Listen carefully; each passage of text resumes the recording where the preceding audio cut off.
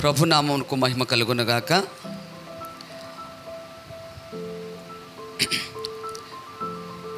దేవునికి స్తోత్రం.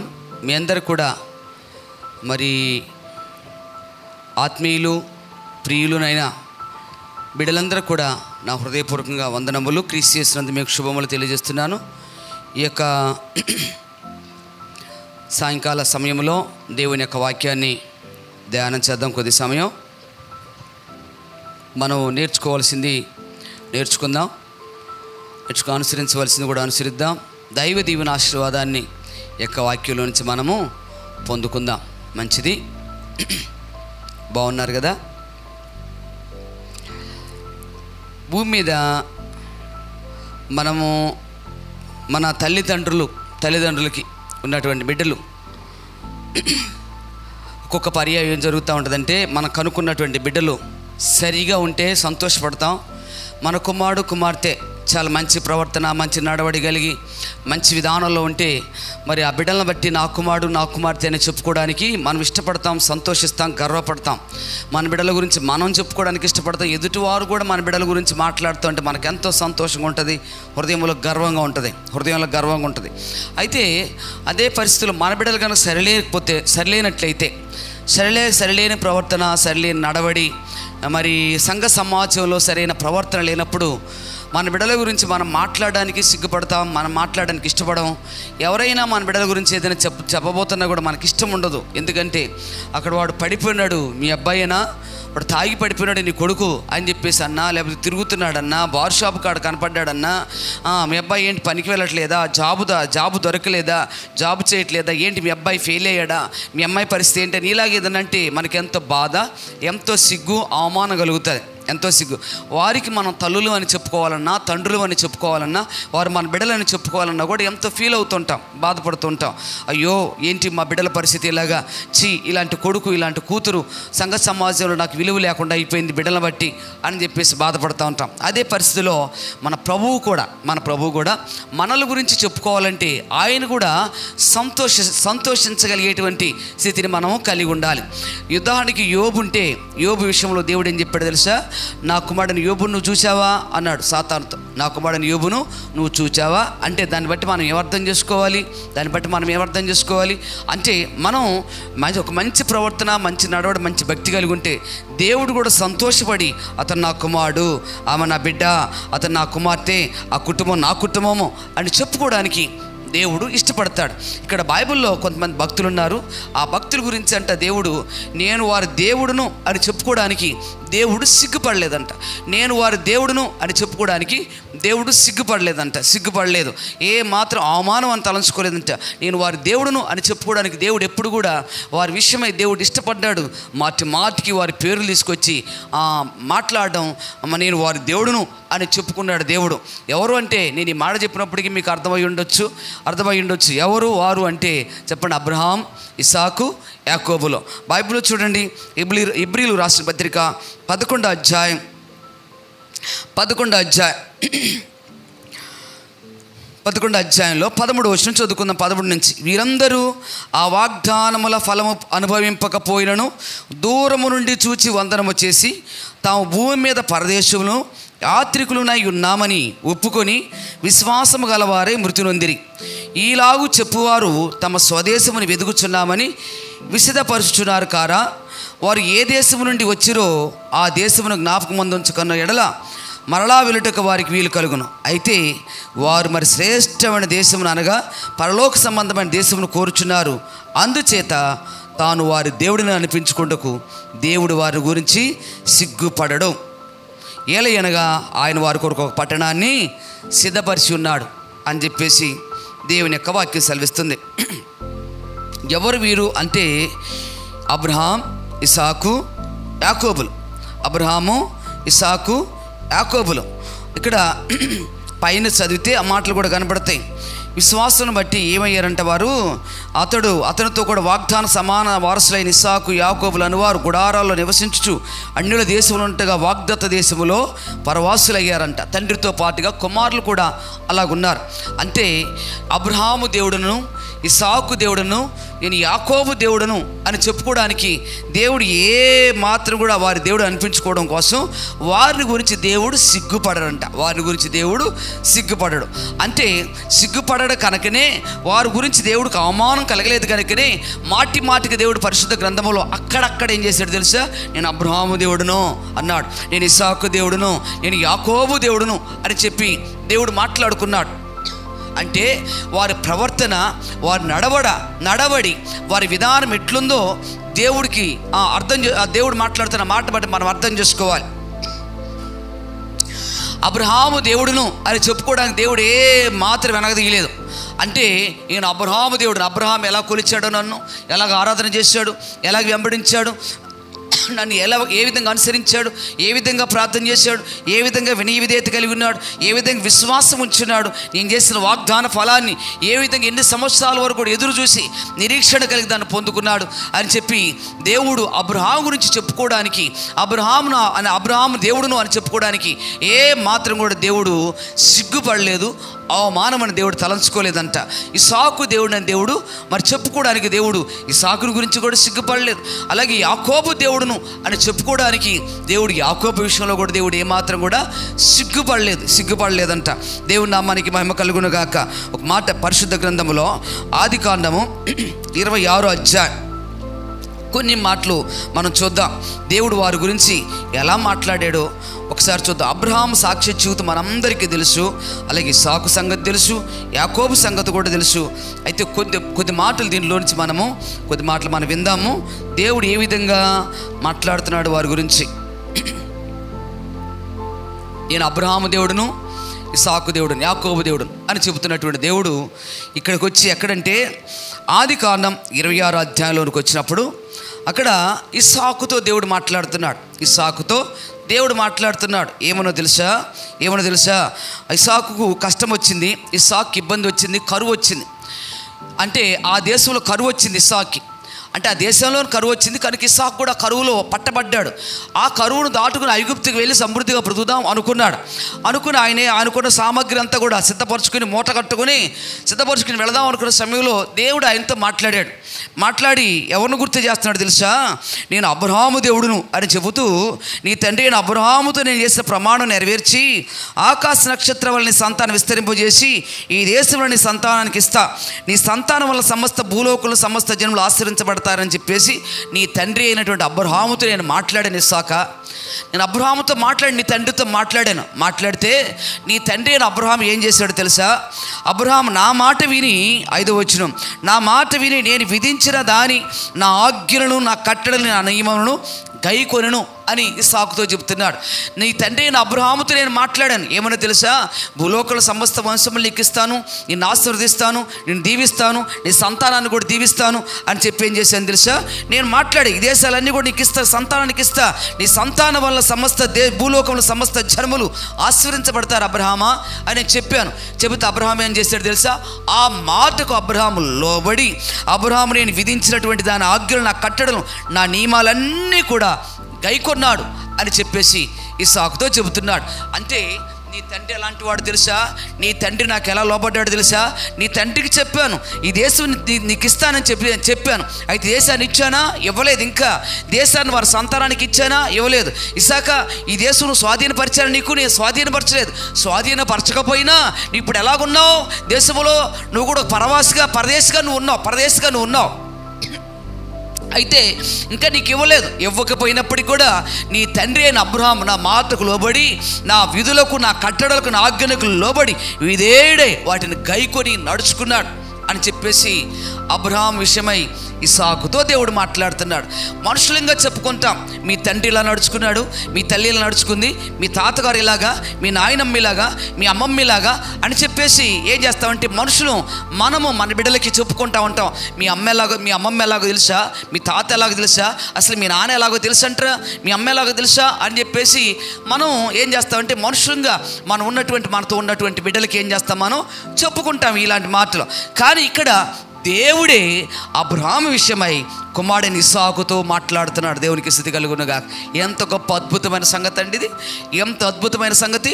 అబ్రహాము గురించి ఇస్సాకుతో దేవుడు మాట్లాడుతున్నాడు. అంటే ఆ తండ్రిని గురించి ఇస్సాకు ఎంతవరకు ఎరుగున్నాడో, కానీ సంపూర్ణంగా ఎరుగున్నాడో లేదో కానీ దేవుడే స్వయంగా సాక్ష్యం ఇస్తున్నాడు. ఇస్సాకు కూడా తండ్రి గురించి ఎరుగు, తండ్రి యొక్క భక్తి, తండ్రి యొక్క నడక, తండ్రి యొక్క ప్రవర్తన అంతా ఇస్సాకు కూడా ఎరుగు.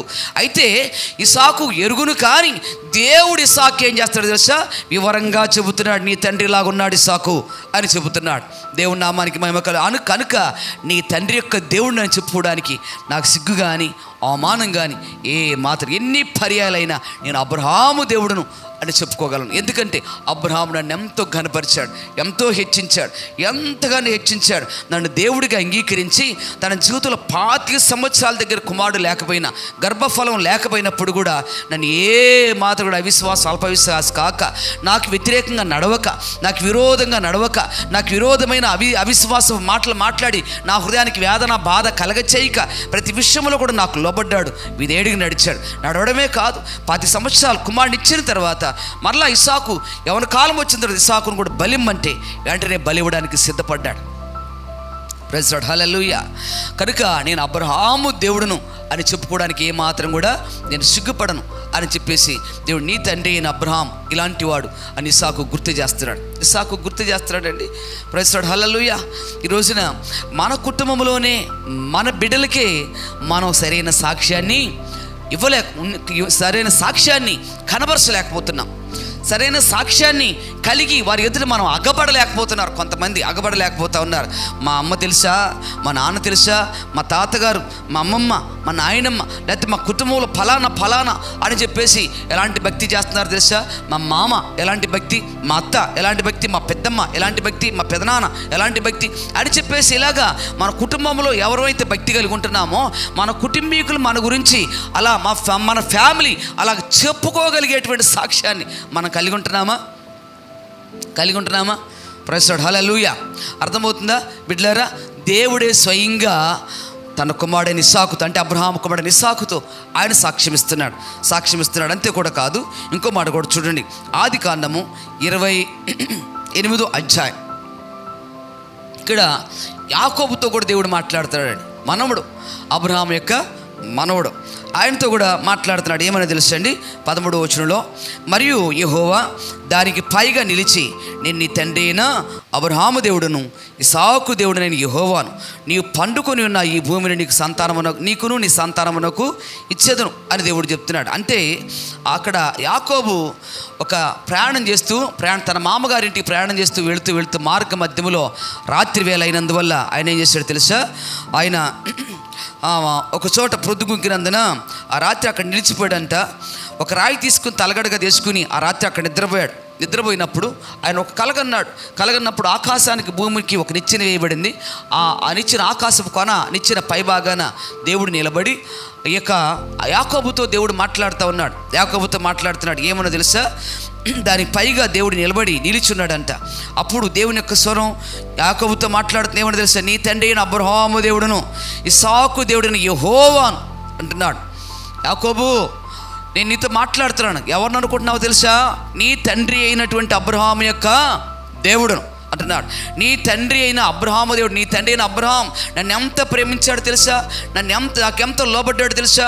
ఎంత విధేయుడు, నా ఆజ్ఞలు, నా కట్టడలు ఏ విధంగా, నా వాగ్దానం చేసిన వాగ్దానాన్ని నమ్మి దాన్ని పట్టుకుని ఏ విధంగా వాగ్దాన ఫలాన్ని ఏ విధంగా సంతరించుకున్నాడో అని చెప్పి అబ్రహాము గురించి నీ తండ్రి అయిన అబ్రహాము దేవుడును అంటున్నాడు. ఆయన నీ తండ్రి ఇలా నడుచుకున్నాడు, నేను ఇలాంటి దేవుడినని ఎరిగి నా ఇందు భయభక్తులు కలిగి నన్ను ఘనపరిచి నా నామాన్ని మహింపరిచాడు, నా ఇందు భయభక్తులు కలిగి ఉన్నాడు, నా పట్ల విశ్వాసం కలిగి ఉన్నాడు అని చెప్పేసి నేను అబ్రహాము దేవుడును అని చెబుతున్నాడు. అలాగే నీ తండ్రి అయిన ఇస్సాకు దేవుడును, ఇస్సాకు కూడా నేను దేవుడినై ఉన్నాను అని చెప్పి ఆయనకి మరలా ఆ యాకోబుకు కూడా ఆయన వాడుకునే విధము, ఆయన ఆశీర్వదించే విధానాన్ని దేవుడు అక్కడ ఆయనకి తేటతెల్లంగా బయలుపరుస్తున్నాడు. దేవుడి నామానికి మహిమ కలుగునుగా. నిన్ను కూడా ఏం చేస్తా? నేను ఆశీర్వదిస్తా, నీ సంతాన్ని ఇలా చేస్తా, నీ గర్భఫలాన్ని ఇలాగ ఆశీర్వదిస్తాను అని చెప్పి దేవుడు యాకోబుతో మాట్లాడుతున్నాడు. ఇంటికి ఎవరిని బట్టి ఆశీర్వాదాలు? తండ్రి అయిన అబ్రహాముని బట్టి ఇస్సాకుకు ఆశీర్వాదం వస్తే, తండ్రి అయిన అబ్రహామును బట్టి, ఈ తండ్రి అయిన ఇస్సాకును బట్టి, అంటే తాతగారైనటువంటి మరి అబ్రహామును బట్టి, తండ్రి అయిన ఇస్సాకును బట్టి యాకోబును కూడా దేవుడు దీవిస్తూ ఉన్నాడు. దేవుని నామానికి మహిమ కలుగును గాక. 1000 తరాల వరకు కూడా దేవుడు ఏం చేస్తాడు? ఆయన ఆజ్ఞల కట్టలను అనుసరించి నడుచుకుంటే 1000 తరాల వరకు కూడా కరుణించే దేవుడు అంట. ఒకటి. రెండోది ఏంటంటే దేవుడు అబ్రహాముకు వాగ్దానం, తన సంతానానికి వాగ్దానం చేశాడు. ఆ వాగ్దానాన్ని దేవుడు నెరవేర్చబోతా ఉన్నాడు. అందుకోసం వారితో మాట్లాడుతున్నాడు. అబ్రహాము దేవుడు, ఇస్సాకు దేవుడు అని. ఈ రోజున మన విషయంలో కూడా మనం కూడా మంచిగా నడుచుకుంటే మనల్ని, మన బిడ్డలు కూడా ఏం చేస్తాడు? దేవుడు నడిపిస్తాడు. అంతే కూడా కాదు, మన గురించి చెప్పుకోవడానికి కూడా దేవుడు సిగ్గుపడకూడదు. సమండి, అవమానం అని తలంచుకోకూడదు. మన జీవితంలో దేవుడికి ఎప్పుడు కూడా అవమానం తీసుకొచ్చే రీతిగా మనం నడవకూడదు. మనం కష్టాలు పడినా, లేకుంటే ఇబ్బంది అయినా, ఇరికైనా, శోధన అయినా, ఏదైనా అబ్రహాం పడలేదా? అబ్రహాం ఎన్నో శోధనలు, బాధలు ఆయన కూడా అనుభవించాడు, లేకుండా లేదు. ఒక స్థిరమైన నివాసం లేదు ఆయనకి, స్థిరమైన నివాసం లేదు. ఈ రోజున వలస కూలీలు చూడండి, వారికి లేనప్పుడు వారికి మరి సరైనటువంటి నివాస స్థలాలు లేవు, అక్కడ సరైనటువంటి ఆహారం దొరకట్లేదు, సరైన పనులు లేవు. అసలు చాలా బాధపడుతూ మరి వారి ప్రాంతాలకు వెళ్ళడం కోసం చాలా ఇబ్బందులు పడుతూ ఉన్నారు, కష్టపడుతూ ఉన్నారు. సరైన షెల్టర్ లేక, సరైన ఫుడ్ లేక, సరైన పరిస్థితి లేక, సరైన ఆదరణ లేక చాలా బాధపడుతున్నారు. ఇప్పుడు ఆయన ఆ దేశాన్ని, సొంత దేశాన్ని విడిచిపెట్టేసి ఈ కానాన్ దేశానికి వచ్చాడు. ఇక్కడ గుడారాలు వేసుకుంటూ అక్కడక్కడ గుడారాలు వేసుకుంటూ ఆ దేశం అంతా కూడా ప్రయాణం చేస్తూ ఉన్నాడు. ఆ ఎడారులు అక్కడక్కడ నివాసం చేస్తూ ఉన్నాడు ఆయన. ఆ దేశంలో ఆయనకు ఎదురయ్యే బాధలు ఆయనకి ఎదురయ్యాయి, ఆయనకి ఎదురయ్యే కష్టాలు ఆయనకి ఎదురయ్యాయి. అయినా కూడా అబ్రహాం ఎంత మాత్రం కూడా దేవుణ్ణి కాదని, దేవుని విడిచిపెట్టేసి, దేవునికి వ్యతిరేకంగా, దేవునికి లోబడుకోకుండా, ఈ కష్టంలో, ఈ బాధలో చాలా కష్టం. దేవుడికి లోబడాలంటే, నమ్మకంగా బ్రతకాలంటే కష్టం, ఒక విశ్వాసగా జీవించాలంటే కష్టం, ఈ సమయంలో ప్రార్థన చేయాలంటే చాలా కష్టం, బైబిల్ చదవాలంటే చాలా కష్టం, ఈ సమయంలో దేవునికి ఏది చేయాలని కూడా చాలా కష్టం, దేవుని సన్నిధిలో నమ్మకంగా యథార్థంగా బ్రతకాలంటే ఈ దినాల్లో, ఇలాంటి పరిస్థితుల్లో చాలా కష్టం. ఇది కష్టమైనటువంటి దినాలు, కఠినమైనటువంటి దినాలు, ఇబ్బందికరమైన దినాలు, శోధనకరమైన దినాలు, చాలా ఇబ్బందికరమైన పరిస్థితులు. కనుక ఈ సమయంలో దేవుని ఎదుట మనం ఏ విషయంలో నమ్మకంగా బ్రతకాలంటే మనకు చాలా కష్టం అని చెప్పేసి మనం అనుకుంటామేమో. కొన్ని సందర్భాలు, ఈ దినాలు కానీ, నీ జీవితంలోకి వచ్చి ఇంకా మరి ఏదైనా దినాలు కానీ, అబ్రహాము జీవితంలో ఎలాంటి పరిస్థితులు వచ్చినా, ఇస్సాకు జీవితంలో ఎలాంటి పరిస్థితులు వచ్చినా, యాకోబుకు కూడా ఎలాంటి పరిస్థితులు వచ్చినా, యాకోబు కూడా దేవుడిని విడిచిపెట్టలేసమ్మా, ఇస్సాకు దేవుడిని విడిచిపెట్టలేసమ్మా. వారు బాధలు పడ్డారు. ఒకవేళ ఎక్కడైనా పొరపాటు ఇస్సాకు జీవితంలో ఉన్నా, యాకోబు బ్రతుకులో ఉన్నా, యాకోబు దాన్ని అనుభవించాడు తప్ప దేవునికి వ్యతిరేకంగా తిరుగుబాటు చేయడం కానీ, దేవుడిని అదే ఇదని నిందించడం కానీ లేదు. ఏదైనా పొరపాటు చేస్తే వెంటనే దేవుడి దగ్గరికి వెళ్ళి ప్రార్థన చేయడం, దేవునికి మొరపెట్టడం, దేవునికి బలులు అర్పించడం, నేను పొరపాటు చేశాను అనుకోవడం. ఆయన బాధపడ్డాడు, పశ్చాత్తాపడ్డాడు, వేదన పడ్డాడు తప్ప దేవుడి మీద తిరుగుబాటు చేయడం, అల్పవిశ్వాసగా బ్రతకడం, దేవుడు ఎక్కడున్నాడు అనడం ఎంత మాత్రం కూడా లేదు. దీనా జీవితం పాడైపోయింది, దీనా బ్రతుకు పాడైపోయింది. అయితే అప్పుడు, దేవుడా నువ్వెక్కడున్నావు, అబ్రహాము దేవుడా నువ్వెక్కడో, నా కుమార్తెలాగా ఎందుకు అన్నిటి చేతికి అప్పగించబడి ఆమె జీవితం అవమానం పాలైపోయింది అని చెప్పేసి యాకోబు దేవుడిని అడగలేదని. తన కుమార్తె చేసిన తప్పిదనాన్ని బట్టి యాకోబు బాధపడ్డాడు తప్ప యాకోబు దేవుడిని ఒక్క మాట కూడా అనలేదు. తర్వాత కుమారులు ఆ దీనాన్ని బట్టి ఆ ఊరి వారిని ఏం చేశారు? పురుషులందరినీ కూడా చంపేశారండి. సున్నతి చేసుకుంటే మా పిల్లని ఇస్తామని చెప్పేసి చెప్పిన తర్వాత మాయ మాటలు చెప్పారు, కపటోపాయం. అప్పుడు వాళ్ళు సున్నతి చేసుకున్నప్పుడు ఆ ఊరి మీద పడి 3వ రోజున పురుషులందరూ కూడా చంపేసి వారింట్లో ఉన్న దీనాన్ని తెచ్చేసుకున్నారు. అప్పుడు అది చూసి యాకోబు చాలా బాధపడ్డాడు, చాలా భయపడిపోయాడు, వణికిపోయాడు. ఆ ప్రాంతాన్ని విడిచిపెట్టి మీరు ఇలా చేశారేంటి అని చెప్పేసి, అసలు మనం ఏమవుతాం అనుకున్న ఆ స్థలాన్ని విడిచిపెట్టేసి దేవుని సన్నిధికి వెళ్ళి దేవునికి బలి అర్పించాడు, భయపడ్డాడు. దేవుడి నామానికి మహిమ కలుగును గాక. అంతే తప్ప దేవుడు ఉంటే నా పిల్లలు ఇలాగ ఎందుకు అయిపోతారు, నా పిల్లలు ఎలాంటి పని ఎందుకు చేస్తారు, నా కూతురు ఎందుకు ఇలా పాడైపోద్ది, నా కొడుకులు ఎందుకు ఇలా పాడైపోతారు, దేవుడు వాగ్దానం చేశాడు కదా నా సంతానాన్ని ఆశీర్వదిస్తారని చెప్పేసి, ఏది నా సంతానం ఇలాగుందేంటి అని చెప్పేసి యాకోబు కూడా వ్యతిరేకంగా దేవునికి ఒక్క మాట కూడా మాట్లాడుస్తామండి. ఒక్క మాట కూడా మాట్లాడదు. పిల్లలు చేసిన తప్పిదరానికి పిల్లల్ని గద్దించుకున్నాడు, తను బాధపడ్డాడు, తను నొచ్చుకున్నాడు. దేవా నా పొరపాట్లు, నా తప్పిదనాలుంటే క్షమించయ్యా, నన్ను నా బిడ్డలను కాపాడయ్యా, నన్ను నా బిడ్డలను దీవించయ్యా అని చెప్పి ప్రభు సన్నిధికి వెళ్ళి బళ్ళు అర్పించి ప్రార్థన చేసుకున్నాడు తప్ప, ఆయన మొక్కుబడులు తీర్చుకున్నాడు తప్ప దేవుని ఒక్క మాట కూడా అనినవాడు కాదు యాకోబు. తన బాధలు తను పడ్డాడు, తన కష్టాలు తను పడ్డాడు, తన ఇబ్బందులు తను పడ్డాడు. ఒకవేళ అన్నను బట్టి పారిపోవాల్సి వచ్చినా, ఆ తండ్రిని మోసగించినా, అన్నను బట్టి పారిపోవాల్సి వచ్చినా, అక్కడ కూడా మామ కూడా బాధ పెట్టినా, ఆయన కూడా మోసగించినా, వీటన్నిటిలో కూడా నువ్వు నాకు తోడుగుంటే ఈ బాధలన్నీ ఏంటయ్యా అది ఇదని చెప్పేసి దేవుడిని ఒక్క మాట కూడా అనినటువంటి వ్యక్తి కాదు యాకోబు. ప్రైజ్ లార్డ్, హల్లెలూయా.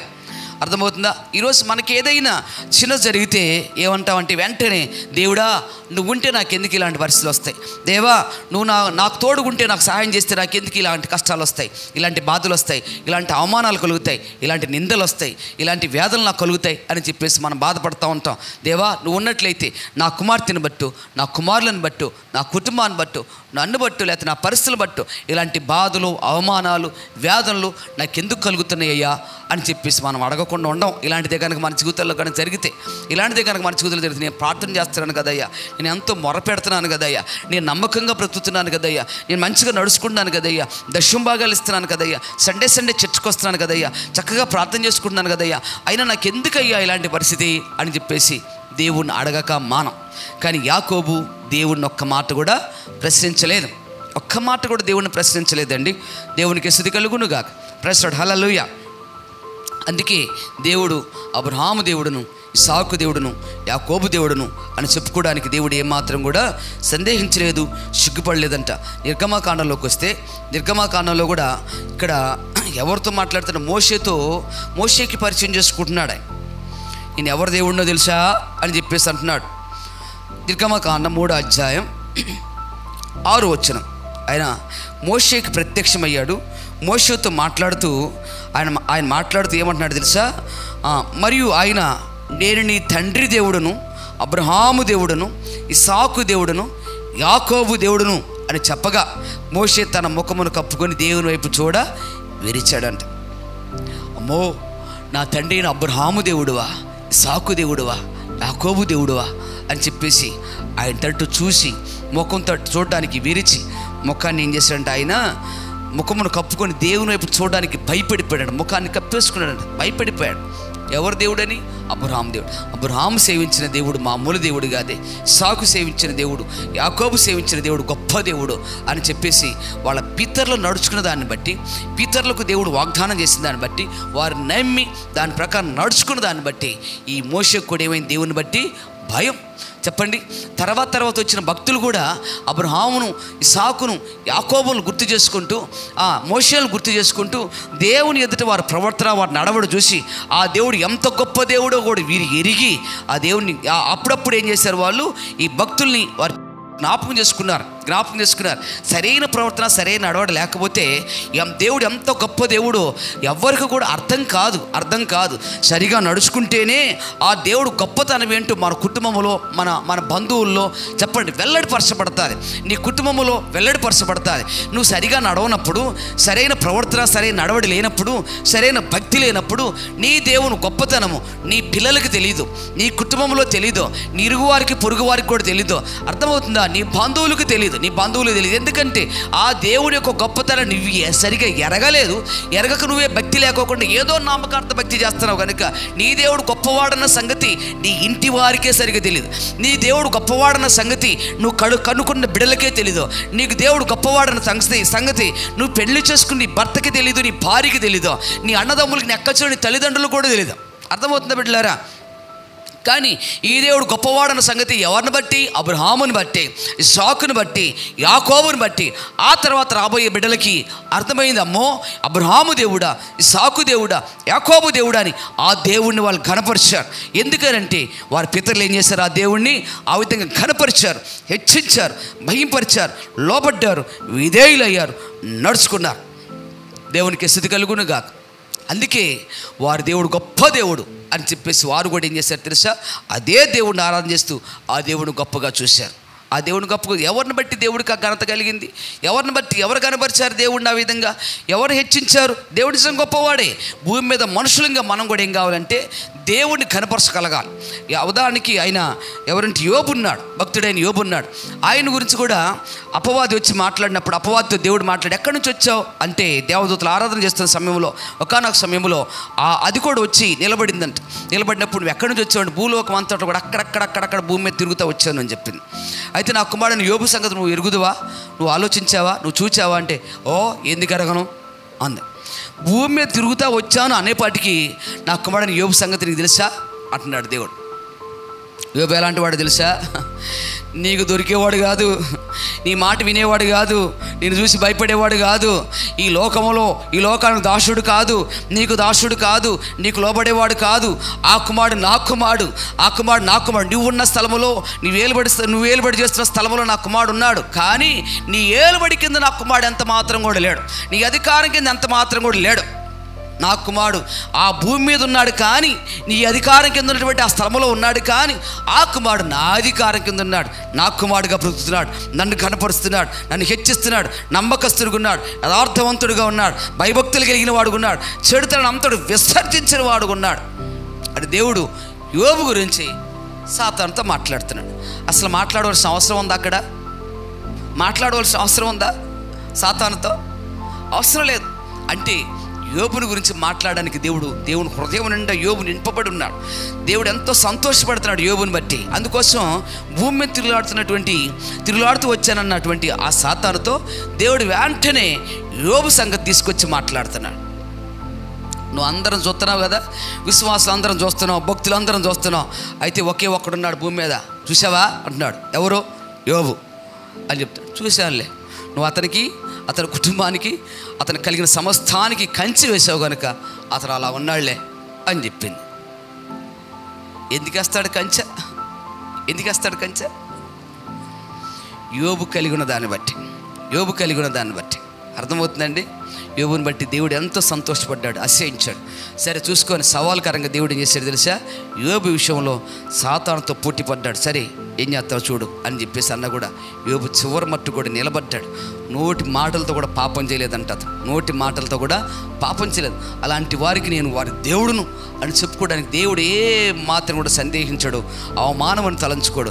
ఈరోజు మన జీవితాల్లో కూడా మనం ఎలాగ ఉండాలంటే ఆయన యొక్క బిడ్డలం అని చెప్పేసి నా కుమారుడు, ఈమె నా కుమార్తె అని చెప్పి చెప్పుకోగలిగేటువంటి జీవితం మన జీవితంలో ఉండాలండి. చెప్పుకోగలిగే జీవితం మన జీవితంలో ఉండాలి. ఉదాహరణకు ఒక మాట చెప్తాను. మన కుమారుడే ఫంక్షన్ జరుగుతుంది అనుకుందాం, మన బిడ్డ బాగా ఫుల్గా తాగొచ్చాడు. వాడిని చూసి మనకు ఎంతో బాధ. ఇలాంటి సమయంలో కూడా తాగేసి వచ్చాడు. అసలు ఎందుకు అట్లా మాట్లాడతాడు, ఎందుకు అట్లా వాగుతాడు, ఎందుకు అలా మాట్లాడతాడు? మౌనంగా వచ్చినప్పుడు మెదలకుండా కూర్చొని ఒక ముద్ద తినేసాను, వెళ్ళిపోతేనా బాగుండు అని చెప్పేసి అనుకుని వేదన పడతా ఉంటాం, బాధపడతా ఉంటాం, మనకు అవమానం ఫీల్ అవుతూ ఉంటాం. ఆ సమయంలో ఎవరైనా అది నీ కొడుకేనా వాడు అని చెప్పేసి అంటే, నీ కొడుకేడమ్మా అన్నా కానీ, లేదంటే వాడు నీ కొడుకా అంటే మనకి ఎలాగుండదు? నీ కొడుకేడి అన్నా కూడా చూపించడానికి మనకి ఇష్టం ఉండదు. వాడు నీ కొడుకేనా అన్నా కూడా మనకి ఇష్టం ఉండదు, చెప్పడానికి కూడా ఇష్టం ఉండదు. ఎందుకంటే వాడి ప్రవర్తన బాగులేదు కనుక, వాడి నడవడి బాగులేదు కనుక. అర్థమవుతుందా బిడ్డలారా? ఈ రోజున మనము కూడా ఎలాగుండాలి తెలుసా? భూమి మీద దేవునికి నా కుమార్తె నా కుమారుడు అని చెప్పుకోగలిగిన ఒక మంచి సాక్ష్య జీవితాన్ని, ఒక మంచి నడవడ, ఒక మంచి ప్రవర్తన, ఒక మంచి భక్తి కలిగిన జీవితాన్ని మనం కలిగి ఉండాలి. ఇక్కడ మోషేతో కూడా దేవుడు చెప్పుకుంటున్నాడు, నేను ఎవరి దేవుడినో తెలుసా అంటున్నాడు. నేను ఎవరి దేవుడిని తెలుసా నీతో మాట్లాడుతున్న దేవుడిని అని అంటున్నాడు. నేను అబ్రహాము దేవుడినోయ్ అన్నాడు, నేను ఇస్సాకు దేవుడిని, యాకోబు దేవుడిని అని చెబుతున్నాడు. దేవునికి స్థితి కలుగునగాక. అవునా అని చెప్పేసి ఆయన ఏదో అనలేదు, కానీ వెంటనే భయపడిపోయి ముఖం మీద ముసుగు వేసుకుని ఆయన ఇంకా చూడడానికి కూడా భయపడిపోయాడంట. ఎవరు అంటే మోషే. అర్థమవుతుందా? 2వ రాజుల గ్రంథంలో కూడా ఒక మాట ఉందండి. ఎందుకు వారి దేవుడు అని చెప్పుకోవడానికి సిగ్గుపడలేదు అంటే, వారి ప్రవర్తన, వారి నడవడి, వారి విధానాన్ని బట్టి దేవుడు వారి గురించి చెప్పుకోవడానికి ఏమాత్రం కూడా సిగ్గుపడట్లేదు. మాటికి వారి పేర్లు ఎత్తి దేవుడు మాట్లాడుతూ ఉన్నాడు. ఇక్కడ 2వ దినవృత్తాంతాల గ్రంథం 20వ అధ్యాయం 7వ వచనంలో ఇక్కడ యెహోషువపాతు అనే రాజు, ఆయన మీదకి యుద్ధానికి కొంతమంది శత్రువులు వచ్చినప్పుడు ఆయన ప్రార్థన చేయడానికి కూడుకున్నాడండి. తన యొక్క పట్టణపు వారి దేశపు వారందరూ కూడా పిలిపించుకుని ఉపవాసం ఉండి ప్రార్థన చేస్తున్నాడు. ప్రార్థన చేస్తూ ఆ 7వ వచనంలో ఆయన ఒక మాట మాట్లాడతాడు. ఏమని తెలుసా? నీ జనులైన ఇశ్రాయేలు ఎదుట నుండి ఈ దేశపు కాపురస్తులను తోలివేసి నీ స్నేహితుడైన అబ్రహాము యొక్క సంతతికి దీన్ని శాశ్వతంగా ఇచ్చిన మా దేవుడవు నీవే అంటున్నాడు. అంటే ఇశ్రాయేలు ఎదుట నుండి ఈ దేశపు కాపురస్తులను తోలివేసి నీ స్నేహితుడైన అబ్రహాము యొక్క సంతతి అంట. ఏమన్నాడు అబ్రహామునైనా? యెహోషాపాతు ఏమని వర్ణిస్తున్నాడు, ఏమని చెప్తున్నాడు? నీ స్నేహితుడు. అబ్రహాం ఎవరి స్నేహితుడు అంట? దేవునికి స్నేహితుడు అంట. దేవునికి స్థితి కలుగునుగాక. అంటే అంత మంచి నడవడి, అంత మంచి ప్రవర్తన, అంత మంచి సత్సంబంధమైన మంచి సహవాసాన్ని అబ్రహాం దేవుడితో కలిగి ఉన్నాడు. దేవుడితో కలిగి ఉన్నాడు. అందుకే ఏమంటున్నారు తెలుసా భక్తులు? యెహోషాపాతు ఏమంటున్నాడు తెలుసా? నీ స్నేహితుడయ్యా అని చెబితే దేవుడు నా స్నేహితుడు కాదు అని చెప్పలేదు, నా స్నేహితుడు కాదు అని చెప్పలేదు, ఆ మాట చెప్పొద్దు అని చెప్పలేదు. ఆ మాట పరిశుద్ధ గ్రంథం రాపించుకోవడానికి దేవుడు ఇష్టపడ్డాడండి. ఆ ప్రార్థన దేవుడు ఇష్టపడ్డాడు. ఆ ప్రార్థనలో ఆ మాట పలకడానికి దేవుడు ఇష్టపడ్డాడు. దేవుని నామానికి మహిమ కలుగునుగా. అబ్రహాం ఎవరి స్నేహితుడంట? దేవునికి స్నేహితుడంట. అబ్రహామునే దేవుడు స్నేహితుడిగా చూస్తాడా? మన స్నేహితుడిగా చూడ్డంటే మనల్ని కూడా మన స్నేహితులు అని పిలుస్తాడంట దేవుడు. యోహాను సువార్తలో మరి 17 అధ్యాయంలో ఆ మాట రాయబడి ఉంటుంది. 17 అధ్యాయం 15 అధ్యాయంలో ఆ మాట రాయబడి ఉంటుంది, నా స్నేహితులు అని చెప్పేసి. అంటే మనల్ని కూడా దేవుడు స్నేహితులుగా చూడడానికి దేవుడు ఇష్టపడతాడు. అందుకే ఆయన సహవాసానికి ఏం చేశాడు? దేవుడు మనల్ని పిలిచాడు. ఇప్పుడు మనల్ని కూడా ఏమని చెప్పుకోవాలి? దేవుడు, నేను వారి యొక్క దేవుడును, వారు నా బిడ్డలు అని చెప్పుకోగలగాలి. అర్థమవుతుందా? కనుక అలాంటి సాక్ష్య జీవితాన్ని మనము కలిగి ఉండాలి. నువ్వు చేసే భక్తి, నువ్వు నడిచే నడవడిని బట్టి ఒక మాట బాగా గుర్తుపెట్టుకోవాలి. ఈ మాట, నీ ఇంటి వారు నీ దేవుడు కనపరచాలన్నా, నీ ఇంటి వారు నీ దేవుడి పట్ల భయభక్తులు కలిగి ఉండాలన్నా, నీ ఇంటి వారు కానీ, నీ ఇరుగువారు కానీ, పొరుగువారు కానీ, నీ బంధువుల్లో కానీ నీ దేవుడు అంటే గొప్పవాడు అని ఎవరైనా చెప్పుకోవాలన్నా, నీ ఇంటి వారు నీతో పాటుగా భయభక్తులు కలిగి ఉండాలన్నా, నీవు మొట్టమొదటి నీ దేవుడిని కనపరిచి గొప్ప చేసి ఆయన ఎదురు నువ్వు భయభక్తులను కలిగి ఉన్నట్లయితే అప్పుడు నీ దేవుని యొక్క గొప్పతనం నీ ద్వారా నీ కుటుంబంలో వెల్లడిపరచబడుతుంది, నీ ద్వారాగా నీ బంధువుల్లో వెల్లడిపరచబడుతుంది. అర్థమవుతుందా? అలాగే నువ్వు దేవుని గొప్ప చేయకుండా కనపరచకుండా ఏదో యాంత్రికంగా వెళ్ళొచ్చావు అనుకోండి, నీ కుటుంబంలో నీ దేవుడు గొప్పతనం మాత్రం ఆగపడదు. నువ్వు నోటి మాటలు చెబుతావు, దేవుడు ఎంత గొప్ప దేవుడో తెలుసా అంటే వాళ్ళు ఏమంటారు? వాళ్ళు పెద్దగా దాన్ని ఊరిని లైట్గా తీసుకుంటారు. ఆ మాట లైట్గా తీసుకుంటారు, దాన్ని ఏదో గొప్పగా తీసుకోరు. నువ్వు చెప్పుకుంటామే, నేను చెప్పుకోవడమే, దేవుడు గొప్ప దేవుడు తెలుసా, గొప్ప దేవుడు తెలుసా, ఘనమైన దేవుడు తెలుసా, గొప్ప దేవుడు తెలుసా అని చెప్పేసి మనం చెప్పుకోవడం. ఆ గొప్ప దేవుడు అనేది ఎక్కడ కనపడాలంటే మన నడవడిలో, మన ప్రవర్తనలో, మన మాటలో, చెప్పండి, మన విధానంలో, మన భక్తిలో, భయంతో కూడినటువంటి జీవితంలో, ఒడుగుతో కూడినటువంటి భక్తి మన దేవుని ఎదురు అగ్గపరుస్తున్న దాన్ని బట్టి ఏం చేస్తారు తెలుసా? మన పవిత్ర ప్రవర్తన ద్వారా, పరిశుద్ధమైన జీవితం ద్వారా మన దేవుడు మన కుటుంబంలో ఏం చేస్తారు చెప్పండి? మన జీవితం ద్వారా ఆయన గొప్ప దేవుడికి అగ్గపరచుకోవడానికి అవకాశం దొరుకుతుంది. అలాంటి అవకాశం మనం కలగచేయాలి. అలా మనం నడుచుకుని మన దేవుని నామాన్ని ఏం చేయాలి? గొప్ప చేసి కనపరచాలి. అప్పుడు దేవుడు ఏమనుకుంటాడు తెలుసా? ఈ బిడ్డ నా బిడ్డ, ఈ నా కుమారుడు నా కుమారుడు, ఈ నా కుమార్తె నా కుమార్తె అని చెప్పుకోవడానికి ఏ మాత్రం కూడా దేవుడు సందేహించడు. అంతే కూడా కాదు, నిన్ను గురించి ఏం చేస్తాడు తెలుసా? దేవుడు అక్కడక్కడ కూడా చెప్పుకుంటూ ఉంటాడు. నా కుమార్తె సంగతి తెలుసా, నా కుమారుడు ఎలాగో తెలుసా, నా కుమార్తె ఎలాగో తెలుసా అని చెప్పేసి తెలిసిన వారి ద్వారాగా, నిన్ను ఎరిగిన వారి ద్వారాగా అక్కడక్కడ దేవుడు చెప్పుకుంటూ ఉంటాడు. అర్థమవుతుందా? అక్కడక్కడ దేవుడు చెప్పుకుంటూ ఉంటాడు. ఉదాహరణకి నేను ఒక మాట చెప్తాను, అసహ్యం కాదు కానీ, ఇప్పుడు నేను ఎక్కడికి వెళ్ళినా వాక్యం చెప్పొచ్చినా, మరి ఏదైనా సాక్ష్యం చెప్పొచ్చినా ఏం చెప్తూ ఉంటారంటే వాళ్ళు, మీ సాక్ష్యం అక్కడక్కడ చెప్తున్నాం సిస్టరు, అక్కడక్కడ మీ గురించి సాక్ష్యం చెప్తున్నాం, వెళ్ళిన చోటలా మాట్లాడుతారు, వెళ్ళిన చోటలా సాక్ష్యం చెప్తున్నాం అంటారు. అంటే నేనేం చెప్పమన్నానా? నేనేం చెప్పమనలేదు, కానీ వారు చెప్తున్నారు. ఎందుకు అంటే వారు చెప్పడం కాదు, దేవుడు మన గురించి అక్కడక్కడ చెప్పుకోవడానికి ఏం చేస్తాడు? దేవుడు ఇష్టపడతా ఉంటాడు. ఇష్టపడాలి. దేవుడు ఇష్టపడేటువంటి ప్రవర్తన మనలో కలిగి ఉండాలి, ఇష్టపడేటువంటి నడవడి మనలో కలిగి ఉండాలి. దేవుడి నామానికి మహిమ కలుగునుగా. అలాగ ఉండాలి. ఇక్కడ అబ్రహాం, ఇసాకు, యాకోబులు అలాగున్నారు, దేవునికి స్నేహితులంట. యెషయా గ్రంథము 11 అధ్యాయం 8వ వచనంలో కూడా అక్కడ దేవుడు యెషయా ద్వారాగా దేవుడు మాట్లాడుతున్నాడు. నా స్నేహితుడిని అబ్రహాం సంతానం అని చెప్పేసి దేవుడు మాట్లాడతాడు. అక్కడ కూడా యెషయా గ్రంథము 41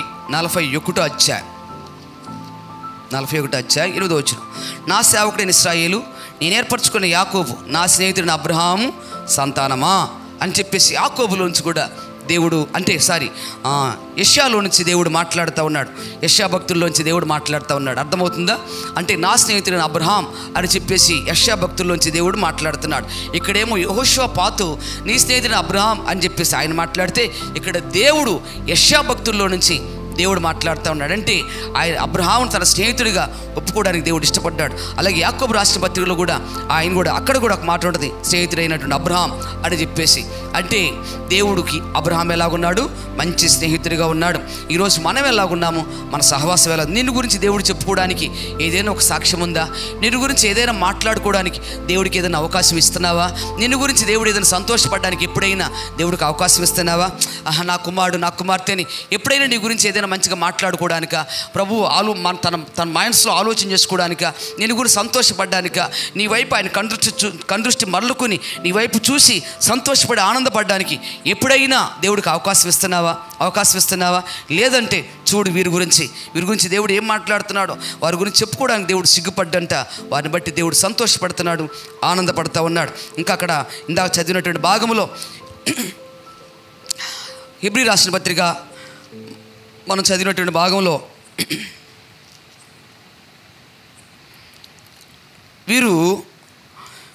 వీరందరూ కూడా, అంటే ఈ భక్తులు ముగ్గురు కూడా ఆ వాగ్దానముల ఫలం అనుభవింపకపోయి, అంటే 11 అనుభవింపకపోయినను దూరము నుండి చూచి వందనము చేసి తాము భూమి మీద పరదేశంలో యాత్రికులమై ఉన్నామని ఒప్పుకొని విశ్వాసం గల వారే మృతి పొందారంట. దేవుడు అబ్రహామును పిలుచుకొచ్చి ఆ దేశాన్ని నీకిస్తాను అని చెప్పాడు. దేశాన్ని నీకిస్తానని పిలిచిన దేవుడు ఆ దేశాన్ని అబ్రహాముకి ఇవ్వలేదు. తర్వాత ఇస్సాకు కూడా ఇవ్వలేదు. తర్వాత యాకోబుకు కూడా ఇవ్వలేదండి. అబ్రహాము దినాలు వెళ్ళిపోయాయి, ఇస్సాకు దినాలు వెళ్ళిపోయాయి, యాకోబు దినాలు కూడా వెళ్ళిపోయాయి. కానీ వాళ్ళ ముగ్గురు కూడా ఏం చేశారంట? మళ్ళీ తిరిగి ఇవ్వలేదు కదా ఈ పట్టణాన్ని, ఈ దేశాన్ని మనకి ఇవ్వలేదు. సరేలే వెళ్ళిపోదాం తిరిగి మన దేశానికి అని చెప్పేసి అబ్రహాం అనుకోలేదు. సరే, మా తండ్రికి వాగ్దానం చేశాడు ఇస్తానని, నా దినాల్లో కూడా ఇవ్వలేదు. సరే, మళ్ళీ తిరిగి మా తండ్రి దేశానికి వెళ్ళిపోదాం అని చెప్పేసి ఇస్సాకు అనుకోలేదంట. తర్వాత యాకోబు, మా తండ్రికి మా తాతగారికి వాగ్దానం చేశాడు దేవుడు, మరి అది మాకు ఇవ్వలేదు కనుక తిరిగి నేను నా దేశానికి వెళ్ళిపోతా అని చెప్పేసి నది దాటి అవతలికి వెళ్ళిపోదాం అని చెప్పేసి వారు అనుకోలేదంట. ముగ్గురు అనుకోక ఏం చేశారంటే దూరం నుండి చూసి, అనుభవించకపోయిన దూరం నుండి చూసి వందనం చేసి తాము భూమి మీద పరదేశములను యాత్రికులై ఉన్నామని ఒప్పుకొని విశ్వాసం గలవారే మృతి పొందారంట. విశ్వాసముతోనే వారు మరణించారు. మేము భూమి మీద యాత్రికులము, పరదేశులము. అంటే దేవుడు ఏం వాగ్దానం చేశాడు? ఈ దేశానంతా అబ్రహామా, ఇదంతా కూడా తిరిగి చూడి మొత్తం నీ సంతానానికి ఇచ్చేస్తానని చెప్పాడు. అబ్రహాం దినాలన్నీ కూడా తిరిగి అక్కడ గుడారం ఇక్కడ గుడారం వేసుకుంటూ తిరిగి ఆయన జీవితాన్ని అట్లాగనే ముగించుకుని వెళ్ళిపోయాడు. ఆ పునాదులు గల పట్టణం కోసం ఎదురు చూస్తూ జీవితాన్ని ముగించి విశ్వాసం గలవాడే మృతి పొంది ప్రభు సన్నిధికి వెళ్ళిపోయాడంట. ఆయన దేవుని నామానికి మహిమ కలుగునుగా. తర్వాత ఇస్సాకు వచ్చాడు. ఇస్సాకు కూడా అంతే, అక్కడక్కడ ఆయన కూడా తిరుగుతూ ఆ ఊరు ఈ ఊరు అటు ఇటు తిరుగులాడుతూ ఆయన జీవితాన్ని కూడా ఏం చేశాడు? ఆయన కూడా ఆయన జీవితం కూడా ముగించుకుని విశ్వాసం కలిగిన వాడై ఈ దేశాన్ని దేవుడు నా సంతానానికి ఇస్తాడు అని చెప్పేసి విశ్వాసం ఆయన మృతి పొందాడు. దేనికోసం ఎదురు చూశాడంటే ఆయన కూడా దేని చూశాడు? ఆయన ఏ దేశం నుంచి వచ్చారో ఆ దేశాన్ని జ్ఞాపకం ఉంచుకునే మరలా వీలుటకు వారికి వీలు కలిగి ఉండను. కానీ అయితే వారు మరలా వారు మరి శ్రేష్టమైన దేశం, నా పరలోక సంబంధమైన దేశాన్ని కోరుకున్నారంట. ఏ దేశాన్ని కోరుకున్నవారు? ఈ దేశం కాదు, మరి శ్రేష్టమైన పరదేశాన్ని కోరుకున్నారంట. కోరుకుని దూరం నుండి ఆ దేశాన్ని చూసి వందనము చేసి విశ్వాసంతో మృతి పొంది వెళ్ళిపోయారు. ఎవరు? ఇస్సాకు. యాకోబు కూడా అలాగే వెళ్ళిపోయాడు. దేవుడు వారి విశ్వాసాన్ని చూసి, వారి నిరీక్షణ చూసి దేవుడు ఇష్టపడ్డాడు. ఈ లోకంలో మేము ఎవరో యాత్రికులము, పరదేశులమైనా అని చెప్పేసి ఒప్పుకొని విశ్వాసముతో మృతి పొందారు. రెండోదిగా ఇంతకంటే శ్రేష్టమైన మరొక దేశం మాకుందని చెప్పేసి ఆ దేశం కోసం వారు ఎదురు చూశారంట. అందుకోసం దేవుడు వారి కోసం ఏం చేశాడు తెలుసా? ఒక శ్రేష్టమైన ఒక మంచి దేశాన్ని, వారి కొరకు ఒక పట్టణాన్ని దేవుడు సిద్ధపరిచాడంట. వారి కోసం ఏం చేశాడు దేవుడు? ఒక పట్టణాన్ని సిద్ధపరిచాడంట. అబ్రహాం, యాకోబు, ఇస్సాకు, యాకోబుల కోసం దేవుడు ఒక పట్టణాన్ని సిద్ధపరిచాడంట. దేవుని నామానికి మహిమ కలుగును గాక. ప్రైజ్ లార్డ్, హల్లెలూయా. ఈ రోజున భూమి మీద ఇళ్ళు సంపాదించుకుంటాం కానీ పరలోకంలోకి వెళ్ళమో అని నిరీక్షణ ఉండదు కొంతమందికి. భూమి మీద ఇళ్ళు సంపాదించుకుంటాం, భూమి మీద ఆస్తులు సంపాదించుకుంటాం, డబ్బు చీటీలు కట్టుకుని డబ్బులు సంపాదించుకుంటాం, రకరకాల జాబులు చేసి రకరకాలు సంపాదించుకుంటాం, వ్యాపారాలు చేసి సంపాదించుకుంటాం, ఇళ్ళు సంపాదించుకుంటాం, ఆస్తులు సంపాదించుకుంటాం, బంగారం సంపాదించుకుంటాం. పరలోకంలో నువ్వు ఇల్లు సంపాదించుకున్నావో లేదో కూడా నీకు తెలియదు, ఇల్లు ఉందో లేదో కూడా కొంతమందికి తెలియదు, పరలోకములో ఆ పట్టణంలో స్థలం ఉందో కూడా లేదో కూడా తెలియదండి.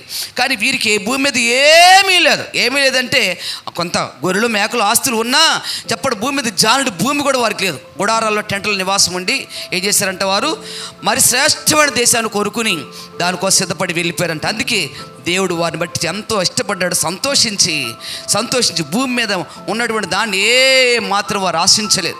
నేను వాగ్దానం చేసినప్పుడు కూడా ఇవ్వలేదే నా అవిశ్వాసం కూడా అగపరచక నా పట్ల విశ్వాసం ఉంచి ఆ వాగ్దాన ఫలం పొందకపోయినప్పుడు కూడా విశ్వాసం మృతి పొందారు. శ్రేష్టమైనటువంటి నేను సిద్ధపరిచే పట్టణం కోసం వారు ఎదురు చూశారు అని చెప్పేసి దేవుడు వారి గురించి సంతోషపడి వారి గురించి చెప్పుకోవడానికి సిగ్గుపడట్లేదంట. ఈరోజు పరలోకంలో నీకు స్థలం లేకపోతే, అర్థమవుతుందండి, పరలోకంలో నీకు ఒక ఇల్లు లేకపోతే సిగ్గే కదా. నా కొడుకు ఇల్లు సంపాదించుకోలేదు, నా కుమార్తె ఇల్లు సంపాదించుకోలేదు, నా కుమార్తె స్థలం సంపాదించుకోలేదు, నా కుమార్తె నా సన్నిధిలో నిలిచి ఉండలేదు, నా అసలు నిలిచే భాగ్యాన్ని సంపాదించుకోలేదు, నాతో కూడా ఉండగలిగే కృపను సంపాదించుకోలేదు, నా మాటకు లోబడలేదు, నా మార్గాలు కూడా నడవట్లేదు, నన్ను ప్రేమించట్లేదు, నా ఆయనతో భయభక్తులు కలిగి ఉండట్లేదు అని చెప్పేసి దేవుడికి ఎంతో బాధ. నేను కుమారుడిగా చెప్పుకోవాలన్నా, నేను కుమార్తెగా చెప్పుకోవాలన్నా దేవుడికి ఎంతో అవమానం, ఎంతో బాధ, ఎంతో వేదన. కనుక అలాంటి పరిస్థితి మనం కలిగి ఉండకూడదు సుమా. పడితే పడ్డాడులే దేవుడు, నేను శుభ్రంగా బతికితే చాలు, దేవుడిది ఏముంది, అప్పుడు చూసుకుంటాలి, వెళ్ళేటప్పుడు చూసుకుంటా, ఇంకా టైం ఉందిగా నాకు అని చెప్పేసి అంటావేమో. వారు అలా అనుకోలేదు, టైం ఉందని చెప్పేసి వారు అనుకోలేదండి, వారు అనుకోలేదు. అలాంటి బ్రతుకు అలాగ అనుకున్నట్లయితే దేవుడిని ఎంత ఆనందించే సంతోషించేది ఏమి ఉండదు. నీ కుమారుడిని చెప్పుకోవడానికి, కుమార్తెని చెప్పుకోవడానికి, నా భక్తులు నా బిడ్డలని చెప్పుకోవడానికి ఏముండదు, ఆస్కారం ఏముండదు. ఏదో ఆ సమయం వెళ్ళకపోతానా, దేవుడు విడిపించకపోతాడా, నేను రక్షించబడకపోతానా, దేవుడి రాజ్యానికి వెళ్ళకపోతానా అని చెప్పేసి అలాంటి మనస్తత్వం ఉన్నట్లయితే నువ్వు వెళ్తావో వెళ్ళవో కూడా తెలియదు, నీకే విశ్వాసం లేదు. వెళ్ళకపోతానా, ఉండకపోతానా, చూడకపోతానా, బలపరచబడపోతానా అంటే నీకు నీవేం చేస్తానని చెప్పండి, ఓ ప్రశ్నార్థకంగా నీ జీవితాన్ని అలాగా ప్రశ్నార్థకంగా ఉంచుకుంటున్నావు. వెళ్ళకపోతానా, చూడకపోతానా, ఒక ప్రశ్నార్థకంగా ఉంచుకుంటున్నావు నీ జీవితం. ప్రశ్నార్థకంగా బైబిల్లో ఒక వ్యక్తి కనపడతాడు, ఎవరంటే యోనా ముగింపు సరిగా బైబిల్లో అగపడలేదు, మరి ఎలాగుందో మనకు తెలియదు కానీ యోనా ముగింపు. అలాగే మన జీవితం కూడా ప్రశ్నార్థకంగా ఉంచుకోకూడదు. ఏం కావాలి, దేవునికి ఇష్టలుగా, దేవునికి ప్రియులుగా ఉండాలి. అర్థమవుతుందా బిడ్డలారా? వారి దేవుడును అని చెప్పుకోవడానికి దేవుడు సిగ్గుపడాడంట.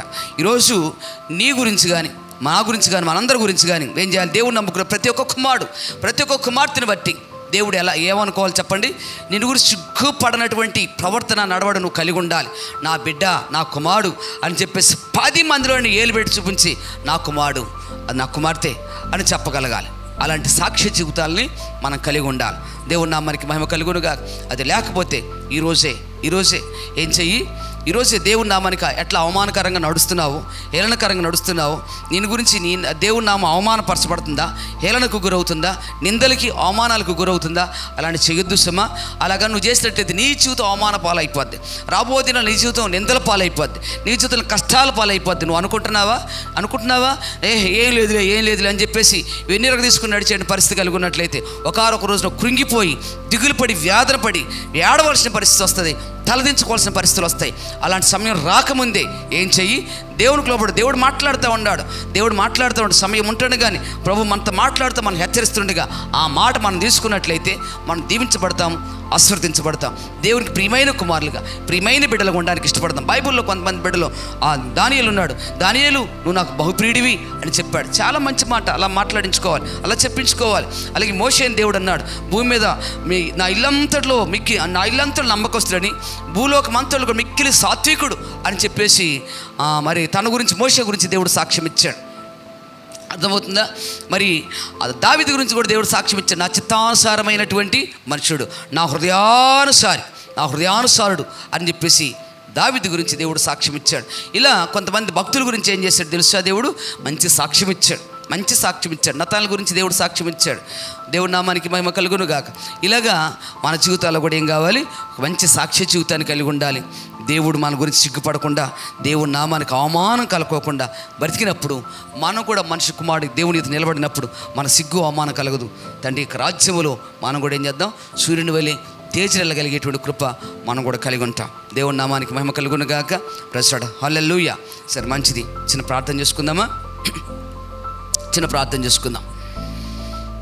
ఈ భూమి మీద వారికి దేవుడు చెప్పినటువంటి చేసినటువంటి వాగ్దాన ఫలం వారికి దొరకకపోయినప్పుడు కూడా ఆలోచన చేయండి, ఎందుకు దేవుడు వారి గురించి సిగ్గుపడలేదంటే దొరకపోయినప్పుడు కూడా ఒక్కళ్ళు కూడా దేవుడిని నిందించడం కానీ, అవమానపరచడం కానీ, దేవుడు నాకు ఇవ్వలేదనడం కానీ, ఇక్కడ ఉంటాం ఎందుకులే, మన దేశానికి తిరిగి వెళ్ళడానికి అవకాశం ఉందంట, అయినా వారు తిరిగి వెళ్ళలేదు.